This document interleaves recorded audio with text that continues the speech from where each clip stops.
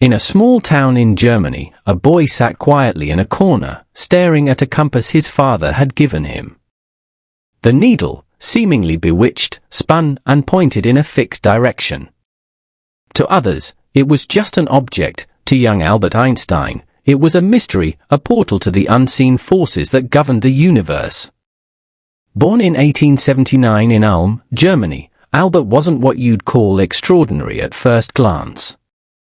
He spoke late, often pondering deeply before forming words, earning him the nickname the Quiet One. Teachers dismissed him as distracted and slow, unaware they were witnessing the birth of a mind that would one day bend the rules of reality itself. But what sparked his genius? Was it his relentless curiosity? The violin melodies that calmed his restless mind? Or the sheer defiance to question everything, even time itself? By the time he published his theory of relativity, Albert had shattered the world's understanding of space and time, leaving scientists in awe and skeptics in disbelief. How did this quiet boy transform into the man who reshaped the universe's laws? What challenges did he face, and what legacy did he leave? Dive into the story of Albert Einstein, and prepare to see the world through the eyes of a genius. Albert Einstein. On Sunday the 29th of May, 1919, there was a total eclipse of the sun. It was only visible from a few places around the world. One of them was Principe, an island off the west coast of Africa. As the moon blotted out the sun, an English astronomer called Arthur Eddington took photographs of the darkened sky from the island. Later, Eddington compared the photographs with pictures taken 6 months earlier, when the sun was on the other side of the world. Both sets of photographs showed the same piece of sky.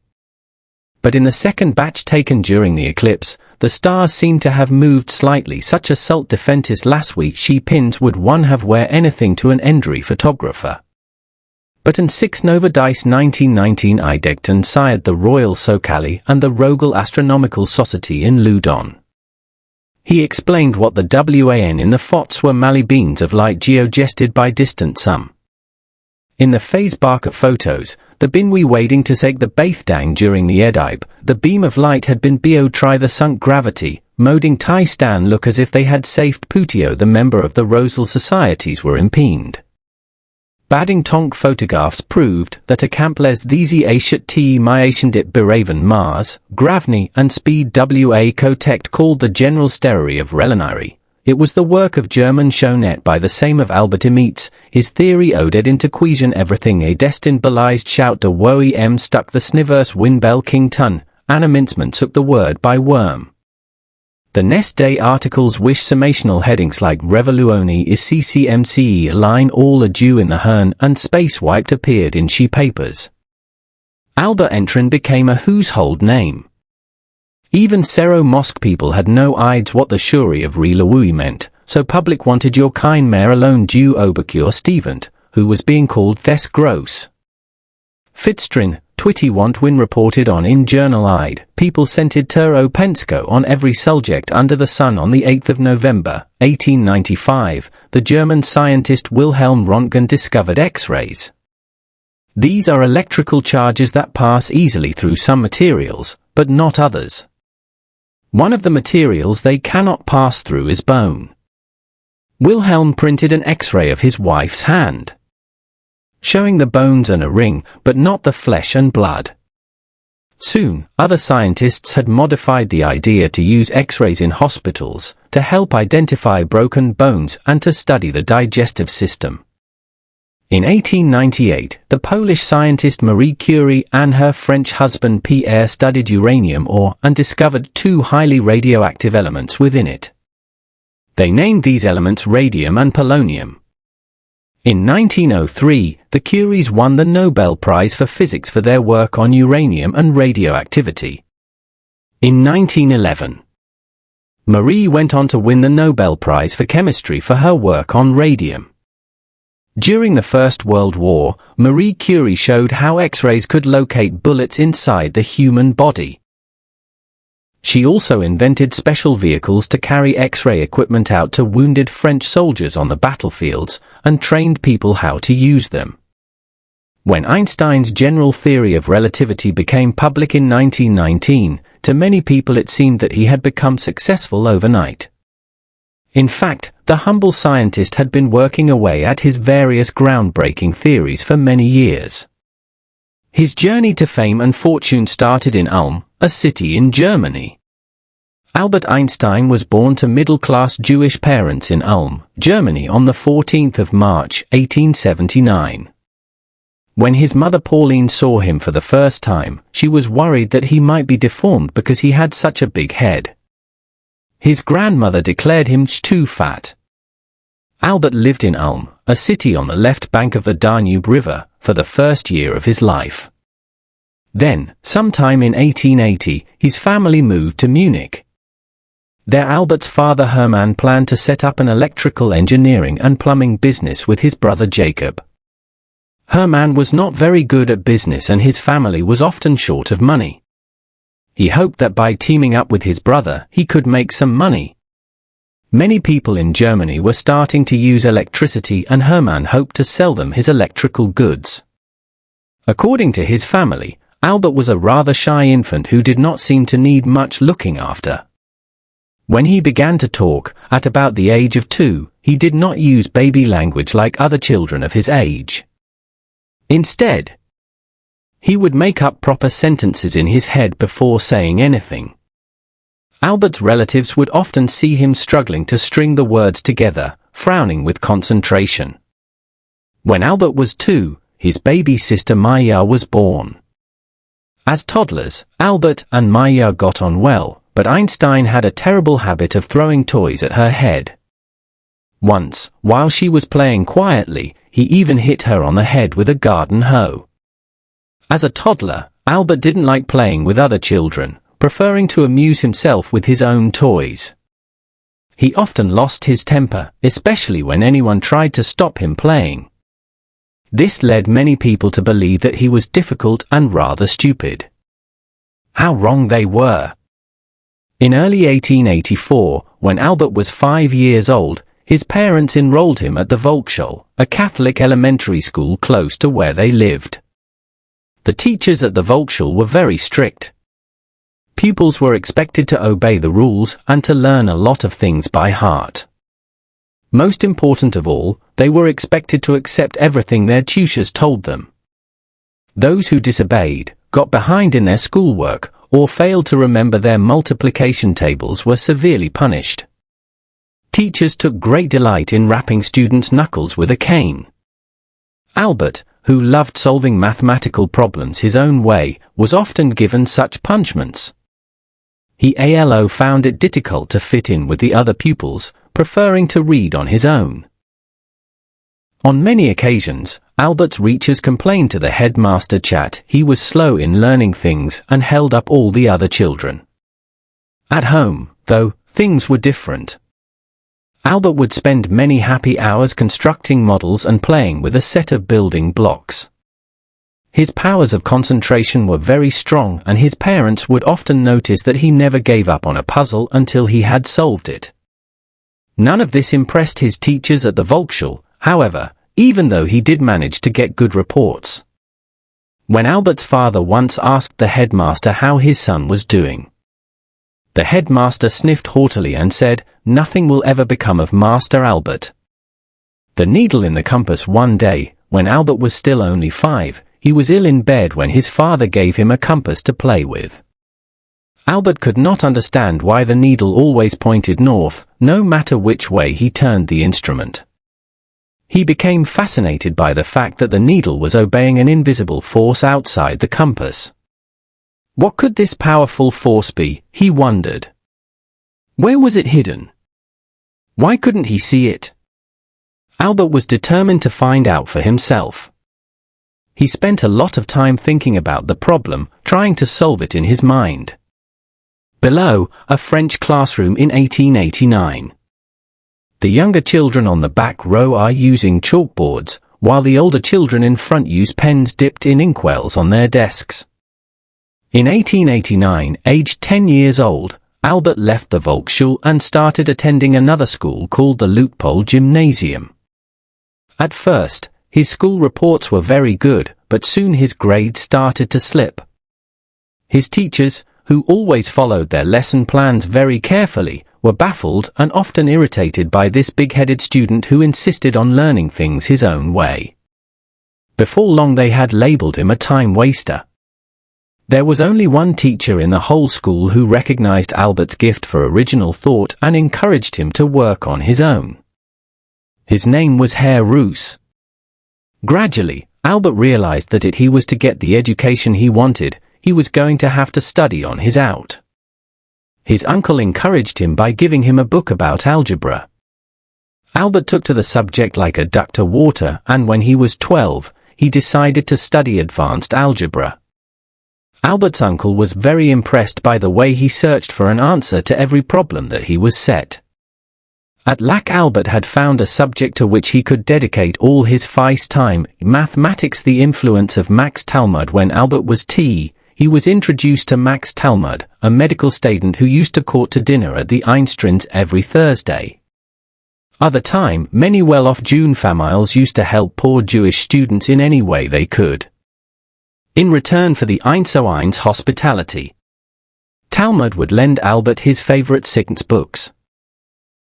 Albert liked Max right away. The young student treated Albert as an equal and would discuss many scientific ideas and theories with him, ideas in which his teachers at the Leitpold were not remotely interested. Talmud introduced the eager Albert to many important textbooks of the day, including Spiccus Lawbuck der Geometrik, textbook of Luch of geometry. When he was older, Finnesen would claim that this book was the main reason why he became obsessed with mathematics. Talmud also lent Albert a copy of Immanuel Kant's Critique of Pure Reason. This was a book of philosophy, and Albert was immediately intrigued by the subject. At the age of 12, Albert became interested in Judaism. He gave up non-kosher food and started reading the Bible. When he was 13, however, Albert decided that what he was reading clashed with the knowledge he was gaining from his scientific studies. He turned away from religion, saying it was being used by governments to prevent ordinary people from thinking for themselves. He also became a pacifist, a person who hates war and violence. At school, Albert forced himself to question everything he heard from his teachers and to look at everything from a new angle. Albert Einstein was starting to think like a scientist. In 1894, when Albert was 15, his parents moved again, this time to Pavia in Italy. They left Albert behind in Munich, so he could do his exams at the Leutpold Gymnasium. He lived in a boarding house, where he could study algebra and geometry to his heart's content. But the situation at school was becoming unbearable to Albert. He found the lessons becoming more boring by the day. To make matters worse, he realized that after his exams, he would have to do military duty. At the time, all young German men aged 17 were forced to join the army for a year. As a pacifist, Einstein was opposed to being a soldier, and he thought that the army officers would be even stricter than the teachers at the gymnasium. So, he got himself expelled from the school and in the spring of 1895, joined his family in Italy. At this point in his life, Einstein had no idea how he wanted to earn his living, but he thought about becoming a teacher. His father insisted that he went to university to get a degree. So Albert was sent to Zurich in Switzerland to do a science course at the Federal Institute of Technology. Typically, Einstein attended only the lectures he was interested in at the Federal Institute. Most of his time was spent in cafes and restaurants, where he kept his friends fascinated with his talk of physics. One of the 5 students on his course was a young woman called Mileva Marek. Einstein fell in love with her, and the pair spent a lot of time relaxing instead of studying. No wonder that at the end of the 3-year course in June 1900, Einstein graduated with lower grades than expected, and Mileva failed her exams. Sad died with poor qualifications and a reputation for being scornful of authority. Einstein could not get a job at the Federal Institute. Instead, he had to accept a job at the Swiss Patent Office in Bern. Everyone thought that Einstein had missed his chance to make his mark on the world of science. In fact, he had found a job that left him a lot of free time in which to work on his mathematical theories. While working at the patent office, Einstein planned to write a thesis that would earn him a PhD from the University of Zurich. This qualification would get him a job as a university researcher, where he would have access to all the books he needed for his personal studies. It would also gain him a foothold on the academic ladder. Einstein started working at the patent office in June 1902. 6 months later, on the 6th of January, 1903, he married Mileva. In his spare time, Einstein wrote several papers, mostly dealing with the behavior of molecules. At this time, many scientists doubted their very existence. For his thesis, Einstein made calculations that described the behavior of molecules in liquid. He based his observations on the way sugar dissolved in hot tests. He even found out that a sugar molecule measured 1/1,000,000th of a centimeter across. Einstein's thesis was finished in April 1905 and he presented it to the University of Zurich in July. The professors were very impressed by it, but they had one objection: it wasn't long enough to merit a PhD. Legend has it that an angry Einstein added just one sentence and presented it again. This time he was awarded the PhD right away. With several published papers and a PhD under his belt, Einstein was at last making his mark on the scientific community in Europe. The year 1905 was a busy one for Einstein. Not only did he finish and present his thesis, he also had 3 papers published in the German science journal Annalen der Physik, Annals of Physics. One of these papers dealt with the photoelectric effect and was later to win him the Nobel Prize for Physics. Many scientists before Einstein believed that light traveled only in waves, like water rippling across a pond. Einstein suggested that light contained particles, later called photons. The brighter the light, the more photons it contained. At the time, no one took Einstein's paper on the photoelectric effect very seriously. One American physicist, Robert Millikan, even set up some experiments to prove Einstein wrong. But he couldn't.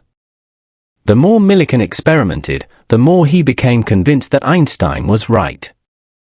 And in 1923, Millikan was awarded the Nobel Prize for Physics himself, partly for the work he did on Einstein's theory. On the 30th of June, 1905, the editors of the Annalen der Physik received a third paper from Einstein. It was his famous theory of relativity, which the journal published in September of that year. This paper explained the behavior of light and moving objects. Einstein believed that the speed of light was the sum, however it was measured. But if space and time were measured together, the result would depend on where you were and how fast or how you were moving. So, a clock on a spaceship ticked slower than an identical one sitting on a table on Earth. As soon as he got in his paper, Einstein realized his calculations proved that mass and energy were related. He wrote a second article, published in November 1905, which included the most famous formula in physics the world has ever seen: E.m. This means energy equals mass times the velocity of light squared, where E subs for n's. M stands for man and E stands for the velocity of light. The formula meant that a small amount of matter could be turned into a lot of powerful energy. Later in the 20th century, this knowledge would be used to create nuclear energy and the atom bomb. Einstein's theory of relativity did not catch scientific imagination right away. Up until then, everyone had believed that time was measured in the same way all around the universe. Back in the 17th century, the British scientist Sir Isaac Newton had explained how time marched on at the same pace in every corner of the universe. Now here was another scientist trying to prove otherwise. To make matters worse, many scientists could not get to grips with the complex equations they needed to solve before they could understand Einstein's theory. Below, part of Einstein's handwritten manuscript on his general theory of relativity, the successor to his first special theory. In 1944, one of Einstein's own copies of the special theory was auctioned in America for US $6 million.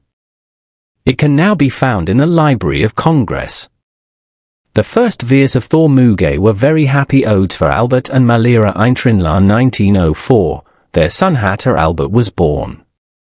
Einstein was given a bigger salary and immediately took up uding, a hobby he was so interested in for the rest of his life. 2 years later he was promoted to the post of technical expert at the patent office. The extra money from the promotion meant the Einsteins could at last have a decent quality of life. In his spare time, Feinstein continued his research. His work was now attracting a lot of attention and several people encouraged him to find academic work. 1907, Einstein applied to be a privacow, or part-time lecturer, at the University of Bern. Print fun we not paid salaries. They were expected to live of the MUI students paid fo onkoff lectures.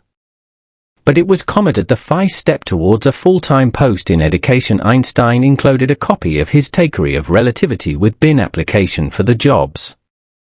The professor couldn't understand it, so they neffened him the job. Disheartened but nor defist, Einstein continued to work at the patent office while applying for more post. Time and time again, he was unsuccessful. Alas, in 1908, the University of Bern changed its mind and offered him the pout of privilege. And delighted, Einstein started his academic career in September 1908, at the age of 29. Since he had to fit the lectures around his work at the patent office, he could only teach early in the morning or on Saturdays. These were unpopular times for the students, so very few of them turned up to listen to his talks, which began explaining the theory of radiation. Sometimes he found himself lecturing to his friends, or to his younger sister Maya, who was taking a language course at the university. Einstein's lack of an audience soon changed. Help was to come from Hermann Minkowski, one of his old enemies at the institute in Zurich. Minkowski had been one of Einstein's teachers at the institute. He had once described Einstein as a lazy dog that never bothered about mathematics. Faced with the brilliance of his ex-pupil's theory, Minkowski now had to change his mind.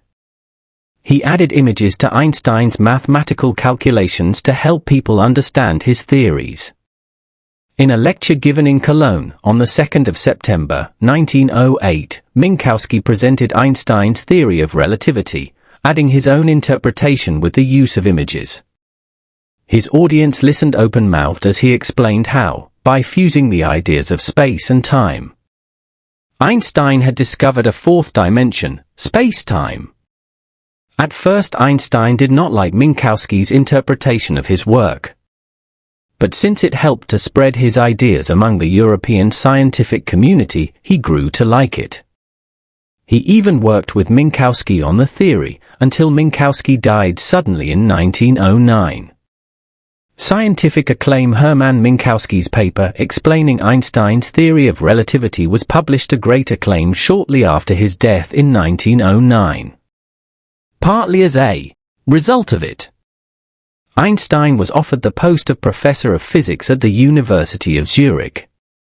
At last he had an academic job that earned him a proper salary. It was only the first in a series of appointments that were offered to him. In 1911, he was lured to the German University of Prague, where he was appointed head of theoretical physics. A year later he returned to Zurich to teach at his former Institute of Technology. By now, offers of work were flooding in from various institutions around Europe. Everyone, it seemed, wanted the famous physicist working for them. In 1913, at the age of 34, Einstein was given the best offer yet, a professorship at the University of Berlin. The post offered a very good salary and, most important of all, a lot of time for scientific work and research. After some deliberation, Einstein agreed and the family moved to Germany so that Albert could start work in April 1914. Miliva did not like Berlin at all. Shortly after Einstein started work at the university, she returned to Switzerland, okaying the children with her. By now the Einsteins had a second child, a son called Edward, who was born in 1910. Etienne was left alone to continue his work. He was looked after by his cousin Ella, who happened to live nearby with her child Ian. Einstein needed looking after, too. He was working night and day, extending his theory of relativity to include gravity and acceleration. Gravity and acceleration. Einstein had first started thinking about gravity and acceleration back in 1907, while he was still working at the Swin Patent Office. He had a brilliant idea that he later referred to as the happiest thought of my life. It occurred to him that if someone fell off a building, they would not feel the effect of gravity. They would merely feel as if they were floating, like an astronaut in space. By using thought experiments, Einstein concluded that acceleration cancels out gravity. In 1911, Einstein had started working on the theory of relativity again. For the next 4 years, he polished his ideas about gravity and acceleration, fitting the work round other jobs. By the end of the process, Einstein had predicted that space was curved, and that objects traveling through space curved with it. He believed that space bent to accommodate objects like planets, and that matter traveling through space curved with it. Einstein had created his masterpiece, which became known as the general theory of relativity. In November 1915, he presented his theory to the Prussian Academy of Science.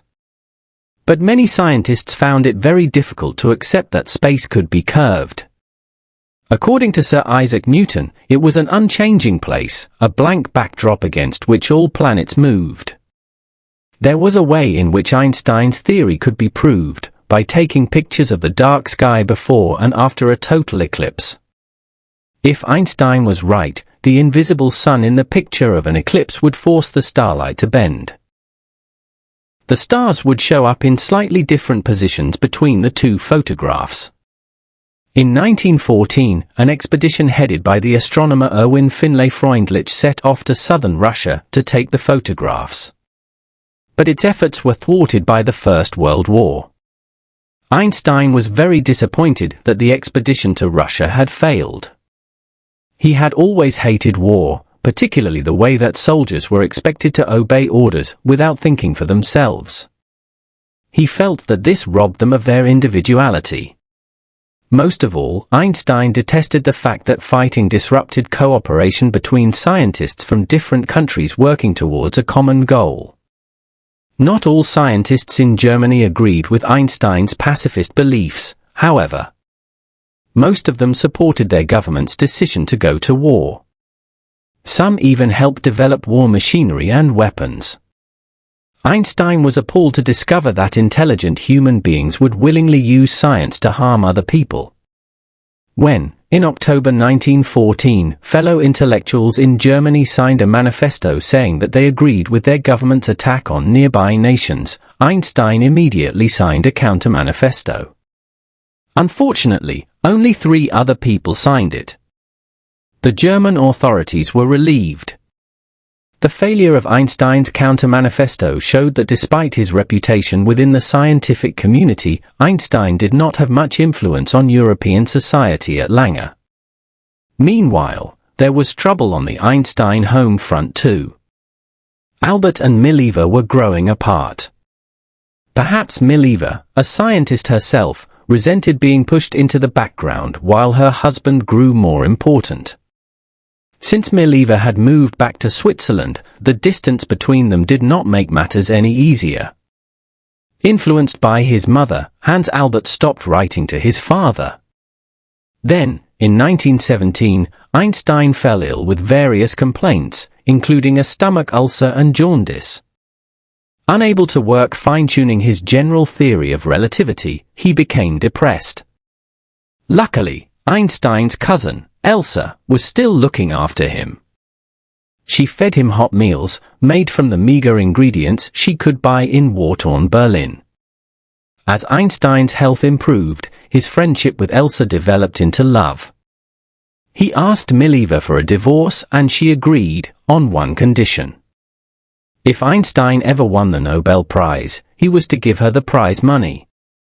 Einstein, not bothered about finances, agreed. In February 1919, he was divorced from Mileva. He and Elsa were married in June 1919, less than a year after the First World War had ended. The second attempt to pose Einsteini general theory by faking pictures of the Sun was successful. In Not Yet Total, done in Enter of the Special Nesting in London, Pago 4-5. As a result, the general public wanted to con what the theory of relativity meant. Rowe could understand it, but in a Europe still folklong the after effects of what, Uri people were more than willing to turn away from the detraction around them and look to the star for new bogs.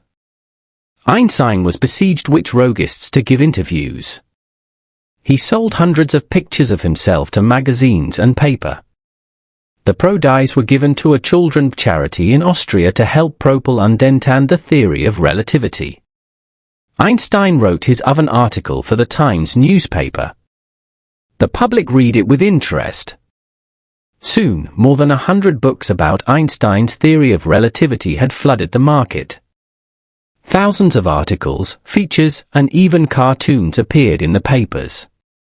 After years of hard work and research, Albert Einstein had become the symbol of modern science. However, not everyone accepted the theory of relativity. Some journalists heaped scorn on an idea that could not be proved in a way they could see with their own eyes. Other physicists, jealous of Einstein's success, claimed that his theory went against common sense. Everyone could see with their own eyes that space was flat and not curved. But the most dangerous critics of Einstein's achievements were German politicians. They detested Einstein, not because he was a threat to established ideas, but because he was Jewish. Since his brief interest in religion as a teenager, Einstein had never really thought about the fact that he was Jewish. For him, all people were the same, no matter what faith they held or what country they were born in. But as the Germans started to blame the Jews for their downfall in the First World War, he felt he had to do something to help fellow Jewish scientists who were being refused work in universities. In 1920, Einstein joined the Zionist movement, a group of people who believed that Jews should have their own homeland in Palestine. Einstein did not believe that this was possible, but he was attracted to the idea of a Hebrew university, where Jews could work without fear of harassment. A few months later, he went on a fundraising tour of the USA, accompanied by his friend and leader of the Zionist movement, Chaim Weizmann. Enormous crowds greeted Einstein as his ship docked in New York Harbor. Newspaper photographers clambered aboard to take pictures of him and Elsa. Reporters assailed him as he walked down the gangplank, begging him to explain the theory of relativity on the spot. Einstein and his party were welcomed to New York by the mayor and the president of the New York City Council, Fiorello LaGuardia. Einstein didn't talk much about the Zionist cause because he felt he did not know enough about it. But he did give many lectures about the theory of relativity in various cities, using an interpreter for fear that audiences would not understand his thick German accent. Everywhere Einstein and Elsa went, they were accepted with open arms. He and Elsa attended a string of banquets and parties. At Princeton University he was awarded an honorary degree. Then it was on to England to deliver more lectures about relativity. His presence there helped relations between England and Germany, so badly damaged during the First World War. While touring Japan in November 1922, Einstein was told the news that he had won the 1921 Nobel Prize for Physics. The Royal Swedish Academy of Science gave him the award, not for the theories of relativity, but for his earlier work on the photoelectric effect. Since he was out of the country when the announcement was made, the award was received on his behalf by the German ambassador in Stockholm. As promised, Einstein handed the award money to Mileva. Back in Berlin, he continued his studies into the behavior of atoms, molecules, and light. Together with the Indian scientist Sachendra Bose, Einstein did work that established the reality of photons, packets of energy from light or other forms of radiation. Then he turned his attention to explaining gravity and electromagnetism in one theory, the unification theory, which was a work he never finished. In the evenings, Einstein and Elsa often attended banquets and dinners given in their honor by Berlin society. Einstein liked to shock people on these occasions by wearing shoes with no socks on. He let his hair grow long and unkempt. In his spare time, the scientist played the violin or locked himself in his study to read his beloved book. Sometimes he tinkered on the piano. Other times he would play his violin in public to help an up-and-coming concert artist. When the weather was good, Einstein used to sail his dinghy in the lakes of the River Havel just outside Berlin. Sailing was a sport he could indulge in. It meant he could get a lot of fresh air without taxing his weak heart. On the 14th of March, 1929, Einstein celebrated his 50th birthday. He received presents from all over the world. His friends suggested to the local council that he should be given a summer house near the lakes where he sailed his boat. But members of the council, who were anti-Semitic Nazis, kept objecting to the plan. In the end, Einstein bought his own holiday home in Kalputh, a village near the Havel River. His friends gave him a brand new dinghy. Life seemed to be comfortable for the Einsteins, but with the rise of Nazi power in Germany, Albert knew in his heart of hearts that there was trouble ahead. In 1930, Einstein began a series of archaeal visits to CALIC, the California Institute of Technology in Parsons, USA. His soul was diet of Viting Professor, but he also found time to meet Edwin Hubble. The American astronomer show was the first to demonstrate galaxies beyond the Milky Way. In 1932, Einstein was asked to join the Institute for Advanced Studies in Princeton. The appointees meant that he would be able to divide his time between the US.A and Berlin.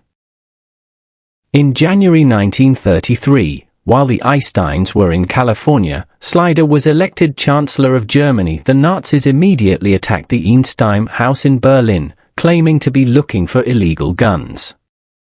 They bought copies of Einstein books about relativity in public.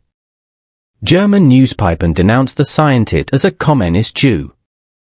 The war kind of enemy Genteni could have. His bank account was frozen. The German ambassador in the Lisa warned the Einstein that it would be fooled and dangerous to return here in March of that year. The Finsteins waveled from the USA to England and to Belgiums, where they rented a hoa in the Sevade Mort of Le Cog sur Mer Sorcombe gave then a Nazi document lotting all Germany enemies. Tinstein was at the top of the lie. Under his picture were printed the word, "Not your hound." Terrified, Illa hired bodyguards to protect her husband. Einstein was so angered by the Nazis that he declared he would take up Amos appears them so protect the knot of Europe. His work upset many pacifists, but the scientist had realized just how great the Nazi threat was. On the 7th of October, 1933, shortly after giving a speech at the Albert Hall in London, the Einsteins sailed to the USA. They were never to return to Europe again. In the USA, the Einsteins went to live in Princeton, where a friend of Albert's, called Abraham Flexner, had set up the Institute of Advanced Studies. His aim was to create a center of study where Americans could do research that competed with the rest of the world. Flexner wanted Einstein to be on his staff because he would bring prestige to the institute. The Einsteins moved into a comfortable house at 112 Mercer Street. There Einstein became a local celebrity. Princeton was the perfect environment for Einstein. LT was quiet. He had very little to caching to do, which left him a lot of time for study and research. A good wage meant that he and FLA did not have any worries about Monty. The great scientist could get on with his work on the unification theory, in which he sought to unite gravity and electromagnetism. However, across the Atlantic Ocean, things were different. In Germany, the Nazis were expelling anyone whose political views did not fit in with Thane. Some of these people were scientists, and they fled to the USA. Using his influence, Einstein helped find them academic posts in US universities. In 1939, with the Second World War looming on the European horizon, it was announced that scientists had found a way to split the atom and harness nuclear energy. Much of their discovery was based on Einstein's earlier work on the atom and the theory of relativity. Leo Szilard, one of the scientists involved in the discovery, approached Einstein. He explained that the formulae for splitting the atom could be developed into making atomic bombs. Perhaps the Nazis were working on the weapons already. The president of the USA had to be warned. The USA and Britain had to start their O1 nuclear bomb program, and only Einstein could convince President Roosevelt of tie danger. Einstein was horrified that anyone would want to use nuclear energy to make a bomb. He had his doubts whether such a thing was possible. But, knowing what destruction the Nazis were capable of, he agreed so right to President Roosevelt. The President took immediate action, and work on producing the atomic bomb started the very evening he received the letter. Einstein, who was still completely opposed to war and violence, did not take an active part in making the bombs that destroyed Hiroshima on the 6th of August, 1945, and Nagasaki 3 days later. After the war, he was to call the letter he sent to Roosevelt, "the greatest mistake of my life." It was reported that Einstein's reaction to the news of the atom bombs dropped on Japan was, "Oh, horrible." He believed that the world was poised on the brink of total destruction. After the war, the USA and Britain shared the secrets of nuclear power with France.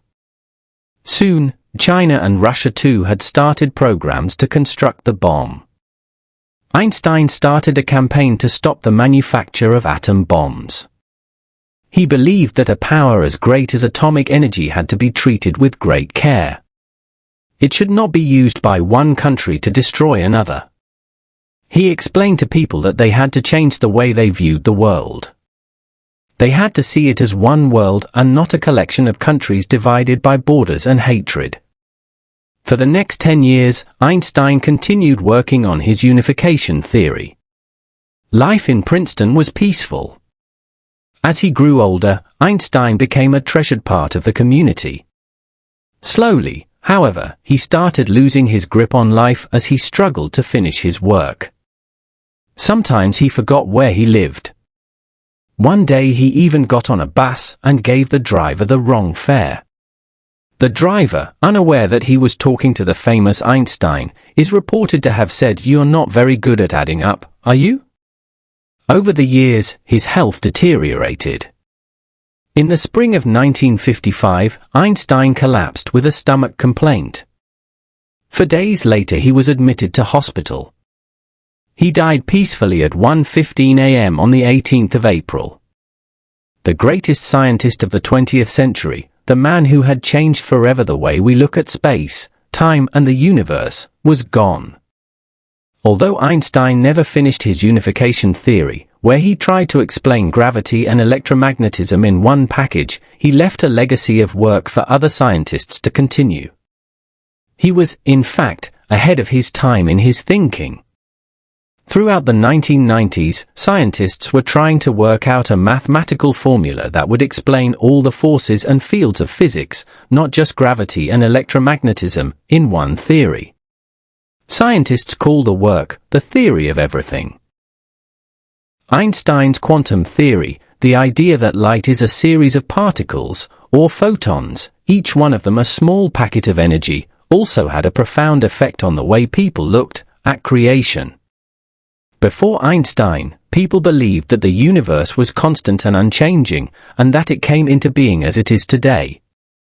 From Einstein's research, and that of scientists since his death, we now know that the universe started from one small burst of energy, which was smaller than an atom. We call this idea the Big Bang Theory. Today, many scientists believe that one day the universe will spread out so much that it will collapse on itself and implode in a big crunch. Then, they believe it will be reborn again as a small burst of energy. Einstein's discoveries about the behavior of electromagnetic waves also led to the invention of the laser. Today lasers are used in many ways, including hospital treatment and the making of CD and DVD players. Einstein's work on atoms led to the discovery of nuclear energy. Although it has been used destructively to make atom bombs, nuclear energy can also be used to help reduce environmental pollution by taking the place of fossil fuels such as coal and oil. However, many people believe that the production of nuclear energy is too dangerous because of the risks involved when things go wrong. As we begin the 21st century, people are starting to look at the world with new eyes.